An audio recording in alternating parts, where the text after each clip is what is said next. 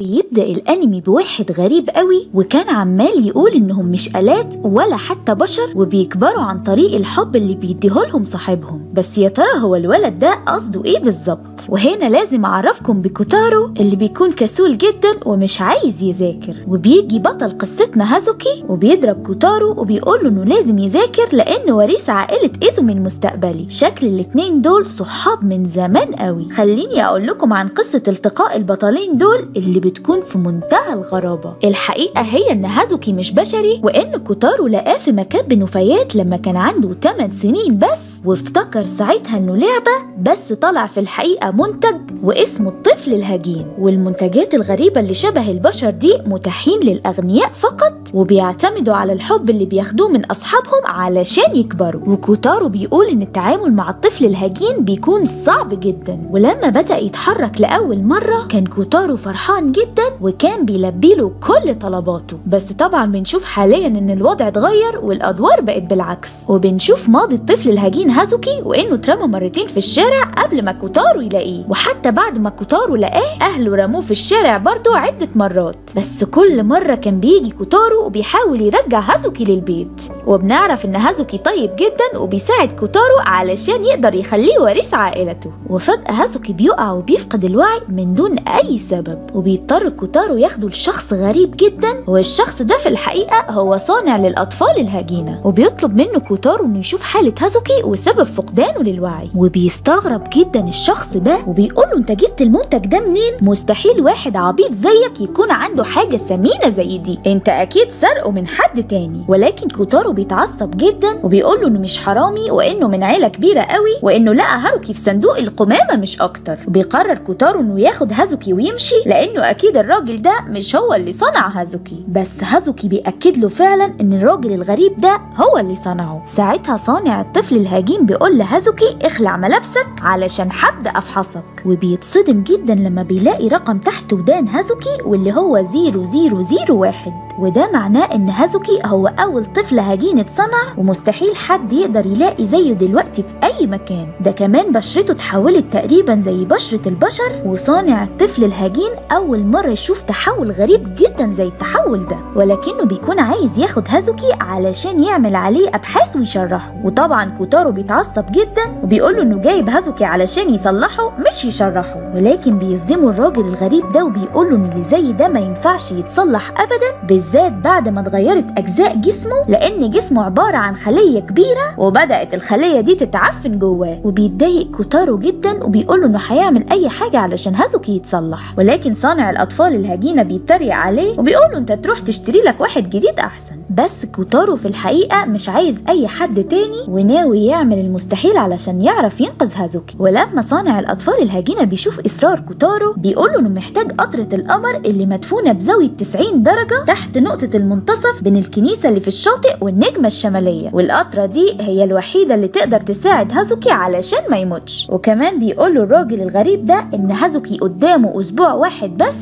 وهي دي فترة محاولة إنقاذه. الله أكبر، قطرة إيه وإيه الكلام الكبير اللي مش مفهوم ده؟ بيجري كوتارو على الشاطئ بسرعة علشان يجيب قطرة القمر، وبيكون هازوكي معاه وبيقوله ما تتعبش نفسك لأني هموت قريب، ولما ده يحصل لازم تذاكر كويس علشان تكون وارث للعيلة بتاعتك. وكوتارو بيكون مرهق من الحفر بس بيفضل يكمل، وبتتدهور حالة هازوكي وبيخلص الأسبوع، بيكون خلاص حياته قربت تنتهي. وفي لقطة مؤثرة جدا بنشوف كوتارو دخل وعمال يعيط لأنه ما قدرش يلاقي قطرة القمر وينقذ صديقه العزيز من الموت. وبعدها بسنة بنشوف كوتارو وهو عمال يذاكر في بيته زي ما طلب منه هازوكي قبل ما يموت، ولكن بتجيله مكالمة غريبة جدا من صانع الأطفال الهجينة وبيقوله إن مفيش حاجة اسمها قطرة القمر، وإنه خدعه علشان يقدر يعمل تجارب على هازوكي براحته، وإنه فعلا رجعه تاني وصلحه. ولما كوتارو بيلف وشه بيشوف هازوكي قدامه في مشهد كله حب ومشاعر بعد آلام وعذاب سنة كاملة. القصة التانية بتحكي عن الطفل يوزا اللي بيكون موجود في العصور القديمة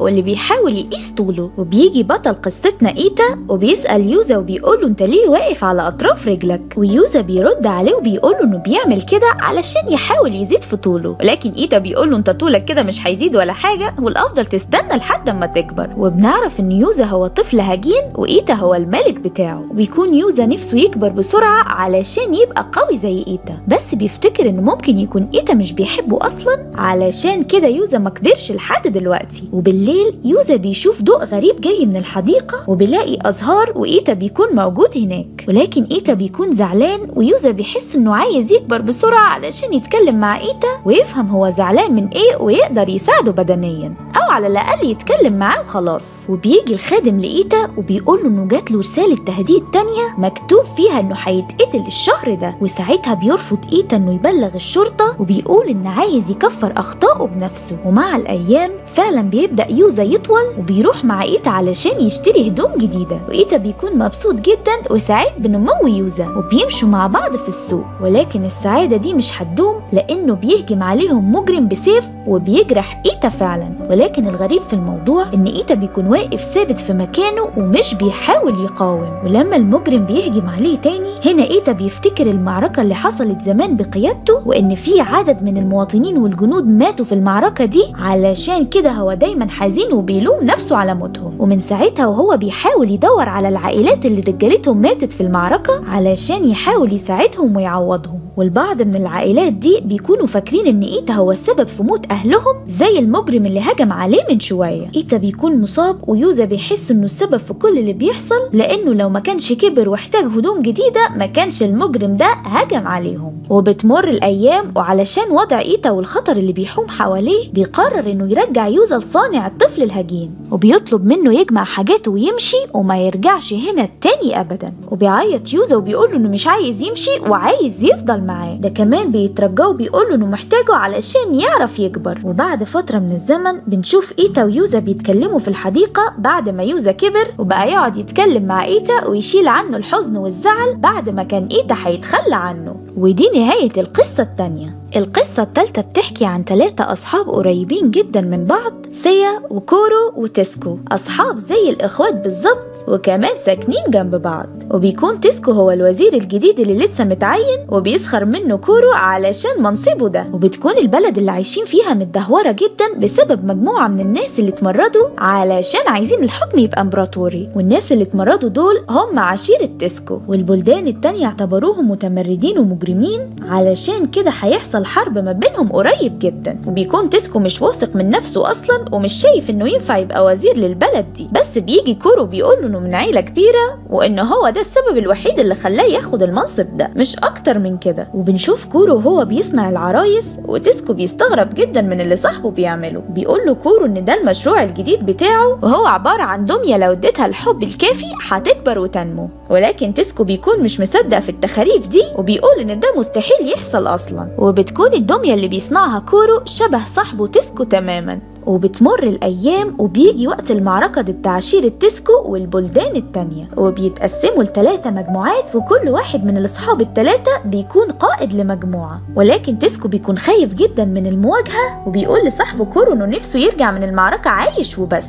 وللأسف القرية بتاعتهم بتخسر المعركة، ووقتها بيكون تسكو لازم يقتل نفسه بسبب إن اليابانيين زمان كانوا عندهم الموت يعتبر أمر مشرف جدا للقائد بتاعهم، لأنه كده بيتحمل مسؤولية خسارة المعركة. ده غير ان بقية الوزراء ماتوا في الحرب وما فضلش الا تسكو بس.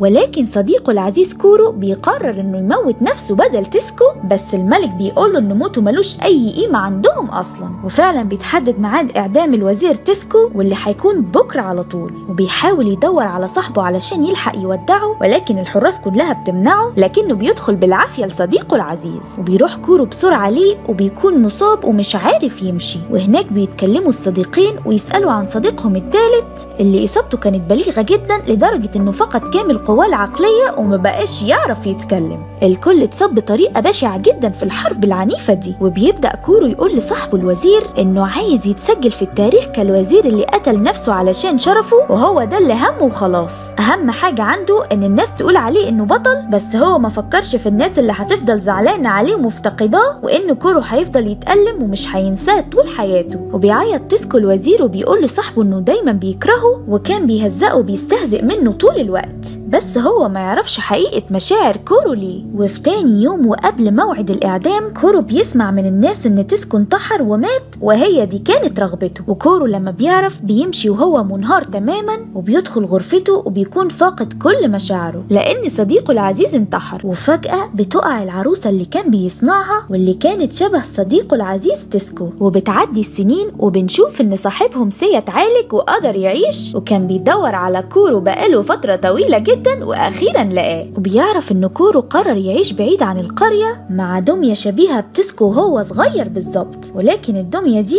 بتكون غير مكتملة. وهنا صديقه بيقوله إنه اللي بيعمله ده مستحيل هيرجع تيسكو تاني للحياة ولازم يرجع على أرض الواقع شوية. وبيمشي سيا بعد ما قابل كورو وبيقوله إنه هيزوره تاني قريب. بعدها بيقرر كورو إنه ياخد الدمية ويروح بيها لشجرة الكرز، ودي الشجرة اللي كانوا الثلاث أصحاب بيتجمعوا عندها زمان. وبيحاول يتكلم مع الدمية لكن هي مجرد دمية مستحيل هترد عليه. وبيكون كورو راجع خلاص للبيت بس بيلاقي الدمية جاية وبتديله زهور من شجرة الكرز زي ما كان تيسكو بيعمل بالظبط. ساعتها كورو بينهار وبيعيط على صديقه تيسكو، وبنعرف ان الحب اللي قدمه للدمية دي خلت روح صديقه تيسكو تصحى وتكون معاه. لو عجبتك القصة ما تنساش تعمل لايك للفيديو وتشترك في قناة أنيموجي بالعربي وتفعل زر الجرس علشان الملخصات الجامدة بتاعتنا ما تفوتكش. أشوفكم قريب.